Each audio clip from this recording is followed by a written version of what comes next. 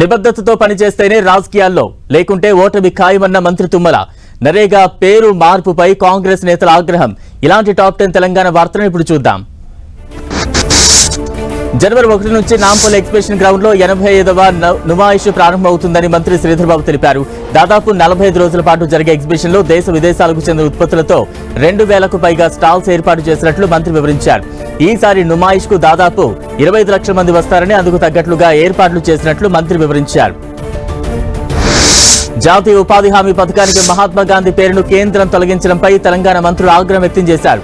గాంధీ, నెహ్రూ, ఇందిరా, రాజీవ్ గాంధీ పేర్లను చరిత్రలో లేకుండా చేయాలని బీజేపీ కుట్ర చేస్తోందని ఆరోపించారు మంత్రి పొన్నం ప్రభాకర్.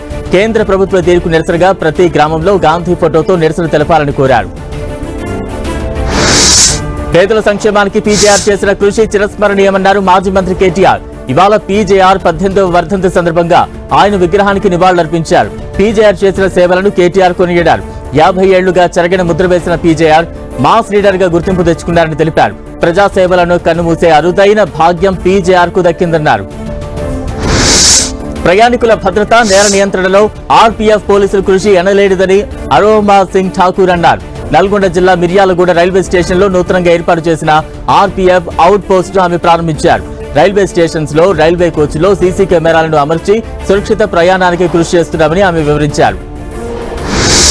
నిబద్ధతతో రాజకీయాల్లో పనిచేస్తేనే ఎక్కువ కాలం మనుగడ ఉంటుందని, ఒక్కసారి క్యాడర్ దెబ్బతిన్న ఓటమి ఖాయమని మంత్రి తుమ్మల నాగేశ్వరరావు అన్నారు. ఖమ్మం జిల్లా సత్తుపల్లి మండలంలో విస్తృతంగా పర్యటించిన మంత్రి గంగారం గ్రామంలో ఇంటిగ్రేటెడ్ పంచాయతీ కార్యాలయానికి స్థానిక ఎమ్మెల్యే రాఘమయ్యతో కలిసి శంకుస్థాపన చేశారు.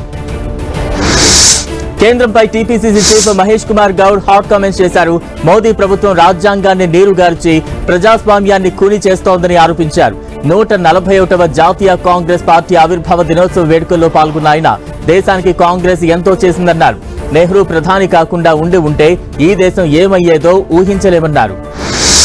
హైదరాబాద్ ఆల్విన్ కాలనీలో రతన్ టాటా బర్త్డే వేడుకలు నిర్వహించారు. Mother Teresa welfare foundation of India, Shri Adari Danakarna ఆధ్వర్యంలో జీహెచ్ఎంసీ కార్మికులు, వృద్ధులకు నిత్యావసర సరుకులను పంపిణీ చేశారు. రతన్ టాటా దేశంలో ఎన్నో సేవా కార్యక్రమాలు నిర్వహిస్తూ ఎంతో మంది జీవితాల్లో వెలుగులు నింపారని నిర్వాహకులు తెలిపారు. హన్మకొండ జిల్లా ఐనుగోలు మల్లికార్జున స్వామి ఆలయంలో భక్తులు నిలువు దోపిడీకి గురవుతున్నారు. కొందరు ఒగ్గు పూజారులు భక్తులను భయపెట్టిస్తూ నిలువు దోపిడీ చేస్తున్నారన్న ఆరోపణలు ఉన్నాయి. పట్నాలు వేసేందుకు భక్తుల దగ్గర నుంచి భారీగా డబ్బులు వసూలు చేస్తున్నారని మండిపడుతున్నారు. ఇప్పటికైనా అధికారులు పట్టించుకుని చర్యలు తీసుకోవాలని భక్తులు డిమాండ్ చేస్తున్నారు.